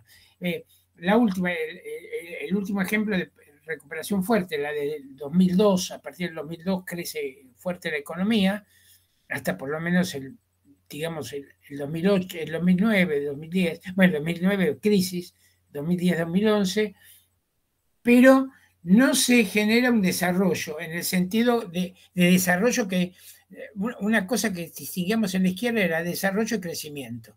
Bien, desarrollo de fuerzas productivas, con gran inversión de capital, etc. Ni siquiera en la época industrialista del kirchnerismo. Y por ahora yo creo que esto sigue sin resolverse, ¿bien? Se sigue en esta suerte de resistencia, empate, ofensiva. Ahora con más ofensiva del capital. Yo creo que ahora sí con más ofensiva del capital, pero hay fuertes elementos de resistencia todavía, me parece a mí. Bueno, no sé ahora se me fue qué otra cosa me habías preguntado. Ah, lo de la enfermedad holandesa. Sí, en determinado momento lo tuvo Noruega, que tenía grandes entradas por el lado del petróleo, y puede llevar un tipo de cambio que el resto de la economía no sea sustentable. Bien, hay un gran desfasaje entre la entrada de capitales por el lado del petróleo y que el resto de la economía no puede aguantar un tipo de cambio tan bajo. Ahora, en gran medida eso, igual Noruega o estos países lo han arreglado bastante con los fondos soberanos. Congelan este dinero en los fondos soberanos y mantienen un tipo de cambio relativamente acorde con su economía. O sea, ¿eso qué sería, Rolando? ¿Una manera como de absorber el flujo monetario para que no...? Claro, que generas un fondo soberano, esto se presenta como una reserva de ahorro para la población, y se puede, en determinado momento se pueden ir repartiendo dividendos de eso, pero amortiguas el shock que te hace una entrada de divisa muy grande sobre el tipo de cambio. Claro. Porque cuando entran divisas, un gobierno puede tener dos posibilidades. Una, decir, no, ¿cómo se llama? No intervengo y dejo que se aprecie tranquilamente el tipo de cambio, o hacer alguna cosa que diga, bueno, yo esto lo voy absorbiendo, pero lo voy poniendo en un fondo soberano. Claro, que no sería el caso de las reservas que después vía encajes y demás se vuelven a prestar, no, o sea, sería congelar esos fondos, digamos. O sea, no... Se congelan con inversiones. Claro. Los fondos soberanos invierten. Que eso agrego, esta cuestión de los fondos soberanos es interesante, porque generalmente en la izquierda se tiende a pensar que el capital financiero es el imperialismo, como siempre, es el imperialismo que domina. Bueno, los fondos soberanos manejan millonadas de dólares, sobre todo los del Golfo, y estos son de países atrasados, ¿no? Nadie puede decir que son el dominio del imperialismo, y hacen inversiones con criterio financiero, de valorización financiera.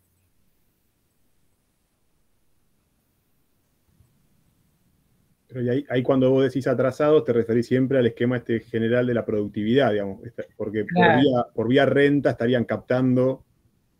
Claro, pero igual en el caso, muchos de estos países igual están haciendo fuertes inversiones. Claro. Lo de Qatar, Dubái, todos ellos están haciendo fuertes inversiones. No sé cómo resultarán esas inversiones, ¿viste? Pues están apostando mucho al turismo de alta gama y cosas por el estilo, pero están invirtiendo. Más o menos, acá la casa de gobierno en Córdoba se construyó con fondos de Kuwait y ya le reperfilamos la deuda varias veces, así que no creo que muy bien. Ese es el problema de los asesores, no de los fondos, digamos.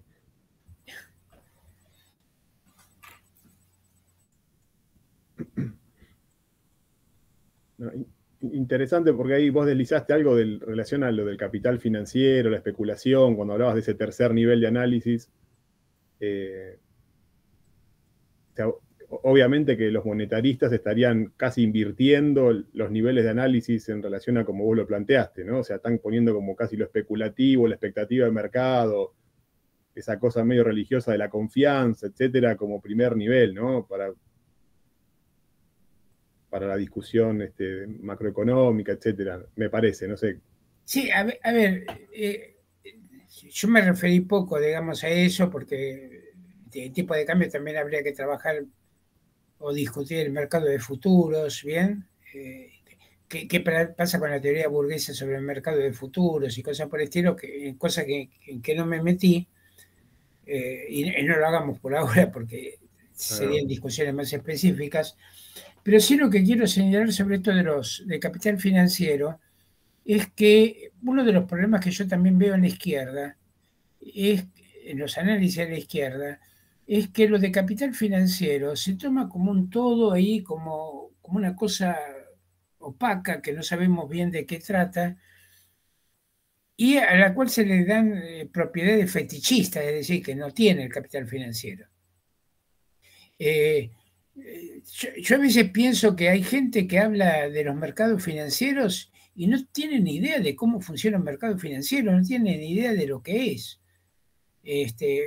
Yo en mi blog, por ejemplo, hice una nota muy larga, dividida en varias secciones sobre derivados, tratando de avanzar en una explicación marxista de los derivados, porque desde que Hilferdin escribió lo suyo, que fue muy bueno para su época, en el Capital Financiero, no se volvió a tratar el tema de derivados. De derivados estoy hablando de opciones futuros, sobre todo, y los swaps.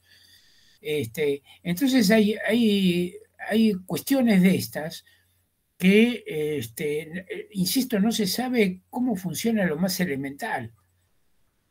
Pongo un ejemplo. Por ahí vos lees a alguno que dice la bolsa de valores está subiendo de manera especulativa en Estados Unidos y la suba de la bolsa de valores está generando poder de compra para mantener la demanda. Bueno, eso es imposible. Si yo compré una acción en Estados Unidos a $5 y después de un tiempo la vendo a $10, yo no generé un poder de compra nuevo de $5 porque cuando yo vendo la acción hay alguien que renuncia a tener los $10 en su bolsillo. No sé si se entiende. Entonces, eso no genera nuevo valor. Puede generar una sensación, sí, de riqueza que lleva a alguien que tiene acciones a gastar más, pero no genera nuevo valor. Bueno, cosas tan elementales como estas hay que explicarlas. La otra, por ejemplo, la especulación en sí misma no puede generar nuevo valor. Especular es comprar bajo y vender caro. Ahora, si todo el mundo compra barato y vende caro, nadie puede hacerlo. Bien, porque para que alguien sistemáticamente compre barato y vende caro, tiene que haber otra gente que sistemáticamente compra caro y vende barato. Bueno, insisto, son cosas que uno tiene que discutir estos temas. Esto me lo decía una vez un compañero suizo que vino, Udry, que vino de visita, me acuerdo, me invitó a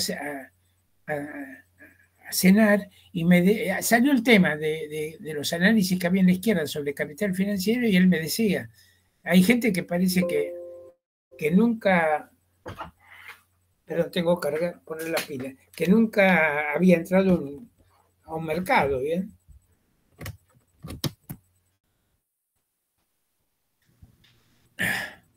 Pareciera ser que quizás las nuevas generaciones con la tecnología y ahora como que cualquiera con alguna aplicación tiene una billetera virtual, un sistema money market o algo así, pareciera ser como que se entiende un poco más algo de eso, pero lo que pasa que, claro, ese uso no es análisis teórico, ¿no? Claramente. No, aparte de eso, a ver, una billetera virtual sí puede ser, pero, por ejemplo, entender las ingenierías financieras que se hicieron en el mercado inmobiliario de Estados Unidos. Claro. Entre el 2000 y el estallido de la crisis, eso exige un estudio bastante particular, ¿bien? Sí.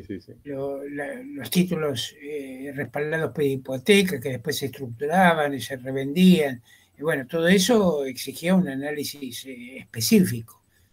En ese sentido estoy diciendo que muchas veces no se entiende cómo funciona. Hay un problema más, yo creo que a veces más de fondo, que es que la izquierda en general no ha sabido qué hacer con el capital de Marx. Este es un problema muy serio. Claro. Cerremos todo, cerremos todo. Sí, pero en general, a ver, lo pongo de la siguiente manera. Primero, la tesis del monopolio y que los precios se fijaban a voluntad por los monopolios, si eso es cierto, el capital de Marx no sirve. Entonces se entiende. Claro. El capital de Marx dice no hay teoría de monopolio, no hay teoría de precio monopolio. Ahí lo único que cuenta es la intensidad del deseo de compra del otro, el capricho, lo que sea, pero ahí yo no tengo teoría económica. Ahora, si yo digo que los precios son fijados a voluntad por el monopolio, el capital de Marx no sé qué hacer con eso. Entonces, fíjate vos que esto genera, primero, yo estuve en el viejo MAS, en el viejo movimiento al socialismo. De todo el comité central, creo que me sobraron los dedos de una mano para decir, para contar los compañeros del comité central del partido que por lo menos habían leído El Capital, digamos los 3 libros del Capital. No estudiado, que por lo menos lo hubiesen leído. No sé si, ahora, ¿por qué es eso? Y porque en última instancia, si tus análisis te dicen los monopolios manejan todo, etcétera, etcétera, el capital no sirve. Si vos decís el capitalismo está siempre estancado, está en crisis crónica desde el año no sé cuánto, del año de la escarapela, ¿cómo te va a servir un libro que plantea que el capitalismo no puede existir sin revolucionar permanentemente las fuerzas productivas? Tenés un problema con eso también. ¿Se sigue? Y llegás a barbaridades. La compañera Bregman planteó que la inflación se explicaba por la codicia de los capitalistas. Yo escribí sobre esto en el blog y dije, si es por esto, quémelo al capital, qué sé yo, ¿para qué le sirve? Y lo que pasa es que si no hay regularidades, no hay leyes objetivas del capital, de la acumulación capitalista, hay subjetividades. Claro, si es una cosa subjetiva. Claro. Y pasa con todo. Sí, perdón. Sí. No, vos, Roberto, querías plantear. No, a mí me surge una duda, Rolando, en la vinculación entre el tipo de cambio real, todo el desarrollo que hiciste, y el proteccionismo, digamos, la cuestión esta de la industrialización por sustitución de importaciones, que si bien obviamente que se transformó profundamente en Argentina, pero sigue habiendo industrias que solo pueden producir para el mercado interno, y que en el caso de abrirse a la competencia con productos importados no podrían sostenerse. Entonces, me surge ahí la duda de cómo se vincula eso con el tipo de cambio real. No, si vos tenés un tipo de cambio real alto, eso te da protección. ¿Bien? Ahora, hay que ver cuánto tiempo se puede sostener eso. En general, si vos tenés una industria que no es competitiva, a la larga empiezan a entrar los productos, aunque sea vía contrabando. Me seguís, es muy difícil. Es muy difícil parar una invasión de mercancías baratas en un país capitalista aparte. Entonces, un tipo de cambio real alto, así como te fomenta exportaciones, te protege de importaciones. Vos tenés menos tecnología, pero estás compitiendo con las importaciones con un tipo de cambio real alto. Y trabas que se pueden poner sanitarias, etcétera, etcétera. Ese tipo de obstáculos funcionan durante todo un tiempo. Digo, por lo que vos me decís ahora de proteccionismo, el caso ahora más candente que tenemos es lo de Trump a nivel mundial, planteando una guerra comercial. En mi opinión, esta guerra comercial es un efecto mundializado de la sobreproducción que está habiendo en muchas ramas, sobre todo por China, que está invadiendo los mercados con una potencia muy grande. Actualmente hay sobreproducción en acero, cemento, petroquímica, paneles solares, automóviles, transistores, son muchas ramas.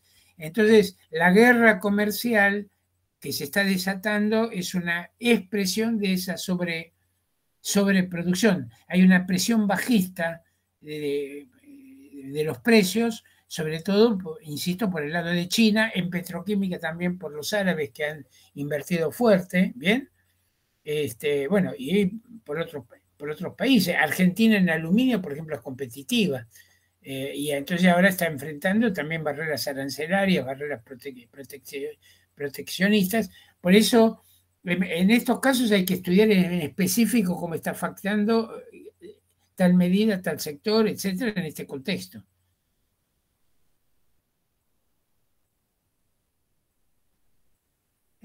Una cosa, yo defiendo la explicación de las crisis capitalistas de Marx y Engels, que las crisis son esencialmente por sobreproducción.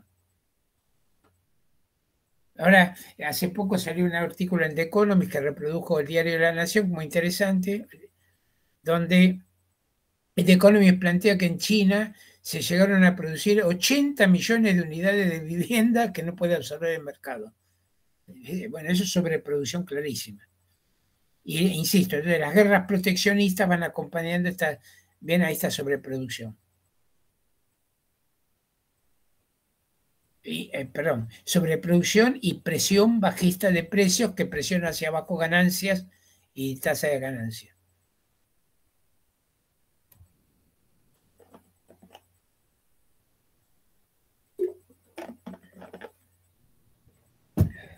Sí, habría de ahí que pensar, ¿no?, la cantidad de malabares políticos que se hacen después para tratar de compensar estas cosas sin afectar los modelos de acumulación locales, ¿no? O sea,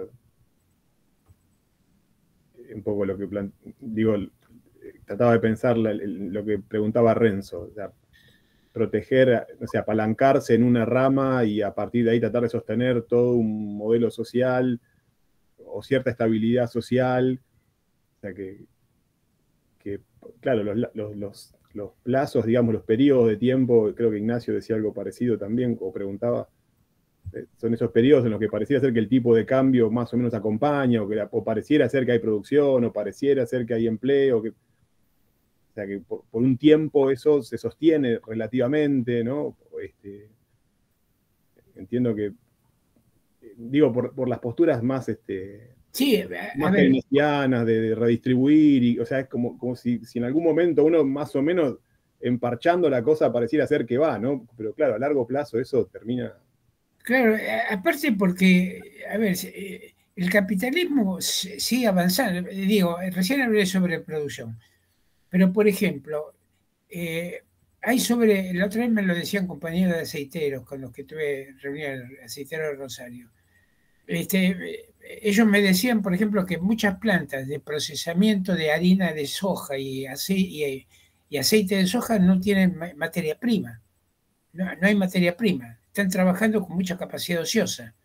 Ahora, en Estados Unidos están generando más capacidad de procesamiento de soja. Esto a Argentina en algún momento le va a afectar. Y la producción de soja, la cosecha de soja y de cereal está relativamente estancada desde hace años.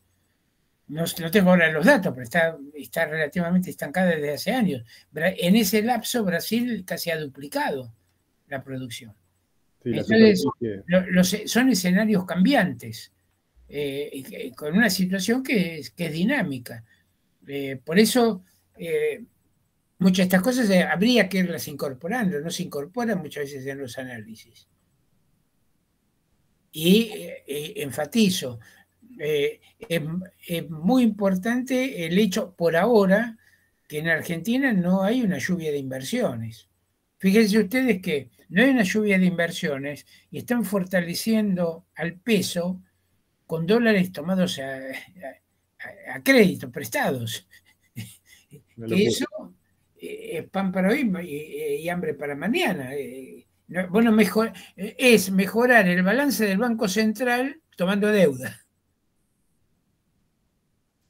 ¿Se entiende? Por eso todo un sector de la burguesía está diciendo que hay que acumular dólares genuinos y con este tipo de cambio no lo estás acumulando. Sí, vos hablabas de la cuenta corriente como un lugar, como una clave, una variable central, ¿no? Claro, la cuenta corriente es fundamental. A ver, incluso yo se lo explico a los chicos, yo doy macroeconomía, por ejemplo.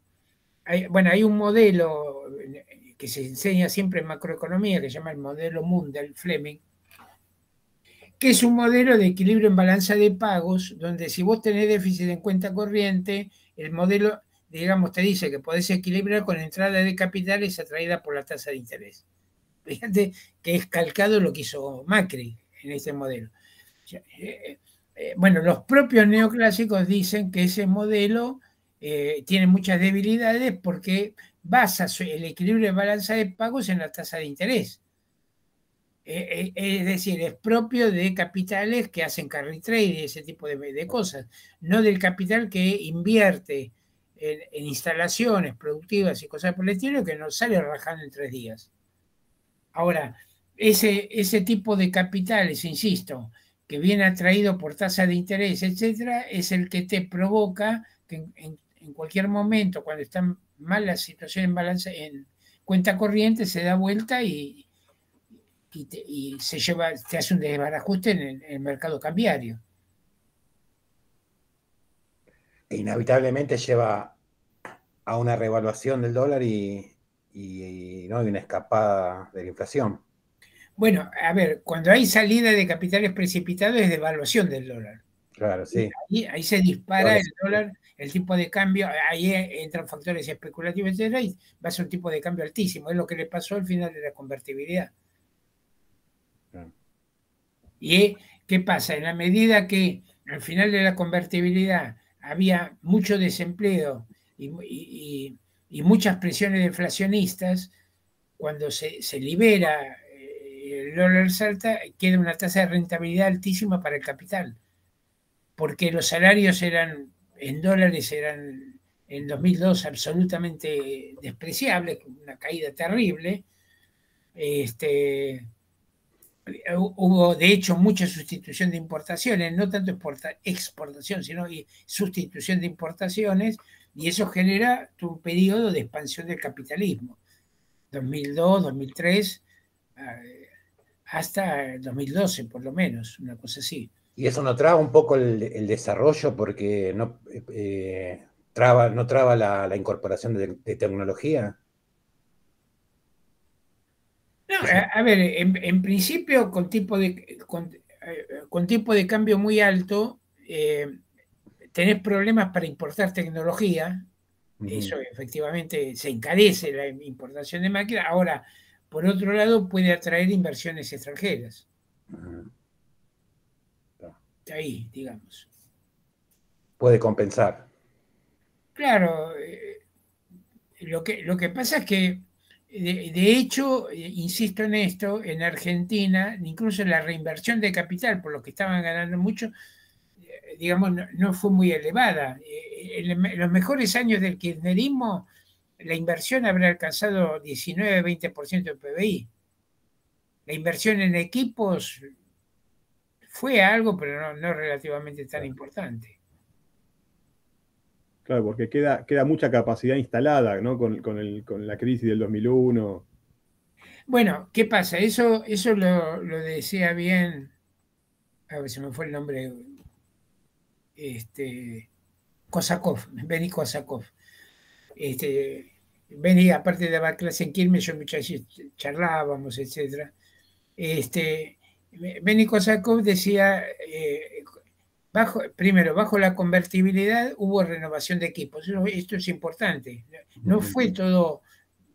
A ver, muchas empresas cerraron, pero muchas que sobrevivieron renovaron equipos. Fíjate vos que en la convertibilidad se reorienta, se reordena la gran minería, todo el complejo sojero, el complejo maicero y automóviles para integrarse a Brasil, que son los pilares después del kirchnerismo, del crecimiento kirchnerista. Por eso, cuando puteaban tanto al menemismo, lo rompieron tanto con el menemismo.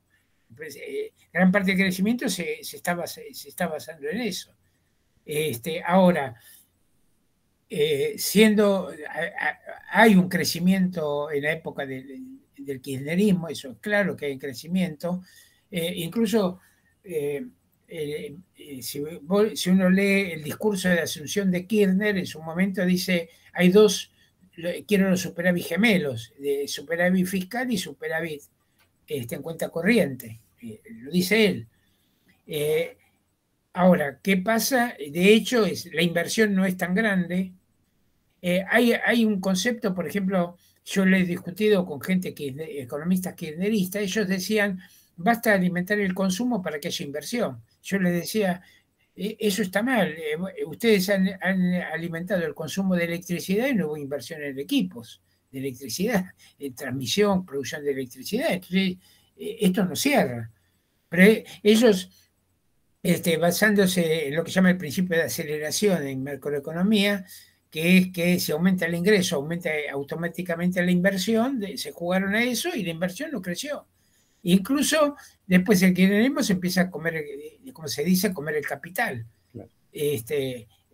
En ganado vacuno, en electricidad, en energía, etcétera, en transporte. Se desgastan los equipos y no hay renovación. Cada vez más, eso te termina estallando. Yo le decía, tuve en un momento alguna discusión, un intercambio con alguien que estaba cerca del equipo económico de Kicillof, y yo les decía, escúchame, vos no podés sostener la demanda en base a déficit fiscal y el déficit fiscal financiado con emisión monetaria. Esto te estalla, esto es insostenible, es de locos esto. Aparte, esto no es Keynes, está claro, esto no tiene nada que ver con Keynes. A Keynes nunca se le ocurrió esa locura. Pero capaz que alguna cosecha nos salva, ¿no, Orlando? Bueno, claro. No, yo he escuchado en relación a esto que vos decís, que incluso con todos los beneficios del RIG y esto que han propuesto ahora, algunos capitales de grandes mineras en San Juan y demás que han encontrado yacimientos, pareciera ser que son como alucinantes para ir a explotar, que no hay electricidad, no hay ruta, no hay nada para llegar hasta ahí. Entonces, lo que propusieron, esto lo he leído en alguna prensa más especializada, ¿no? Del ámbito de los mercados y los negocios, que le propusieron al Estado argentino, a YPF, que si ellos invierten, y aunque se asocien, y que ellos pongan toda la guita en armar la infraestructura, la electricidad y todo esto, porque si no, no hay viabilidad. Sí, yo ahora no lo tengo presente, se quejó un directivo de una de estas empresas mineras y dijo, si no hay infraestructura, no hay camino, no hay nada, ¿qué quieren que invierta?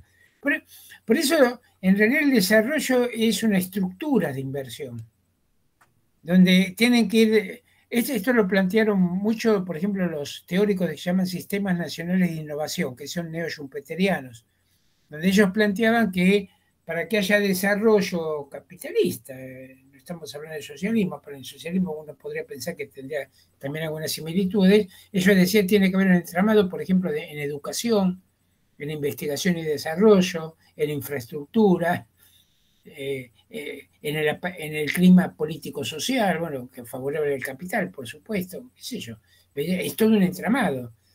Es lo opuesto a la idea del liberalismo, que piensa el crecimiento como islas de efectividad de gente que está maximizando sus ganancias y cosas por el estilo.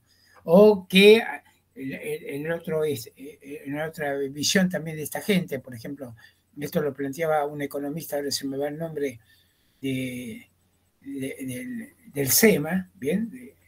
Donde está Esper y todo eso. Este decía, por ejemplo, que Argentina no tenía que invertir en investigación y desarrollo porque bastaba pagar las patentes por las invenciones que se hacían en los países adelantados y con eso estaba. Ahí en realidad los neo-schumpeterianos contestaban a este argumento diciendo, incluso para copiar tecnología hay que tener investigación y desarrollo. Yo quiero copiar tecnología de cultivos, por ejemplo, y tengo que estudiar los suelos en Argentina, no los puedo estudiar en Estados Unidos, y para eso tengo que tener investigación y desarrollo. Bueno, ahí viene una de las cosas que hay sectores de la burguesía le cuestionan a Milei. ¿Cómo vas a hacer mierda al INTA? ¿Cómo vas a hacer mierda con ICE? ¿Cómo vas a hacer mierda al Vinci? Estamos todos locos esto, le están diciendo. Sí, sí, sin Estado no hay capital y esto están rompiendo todo. O sea, ¿cómo es? Bueno. Tremendo. Quedan 200 cosas para hablar, para preguntarte, pero obviamente hay un tiempo limitado. Nosotros los encuentros que solemos hacer de este taller de lectura, de discusión y de charla suelen ser 2 horas y tampoco queremos abusar de tu generosidad y de tu sabiduría. Me sentí muy a gusto, pero la verdad, muchachos, estoy un poco cansado ahora. No. No dejan de ser 2 horas de charlar, de hablar, de estar fijando ahí, pensando cosas, por supuesto. Sí, es agotador. Te agradecemos otra vez. Y bueno, te invitaríamos 10 veces más, pero bueno, será con más tiempo. Sí, pero la pasé muy bien. Bueno, eso es bueno. Bueno, Rolo, un abrazo grande. Chao, Rolo, un abrazo grande. Muchas gracias a todos. Muchas gracias. Y bueno, el que quiera seguir en contacto para poder participar del taller, que nos escriba y lo charlamos.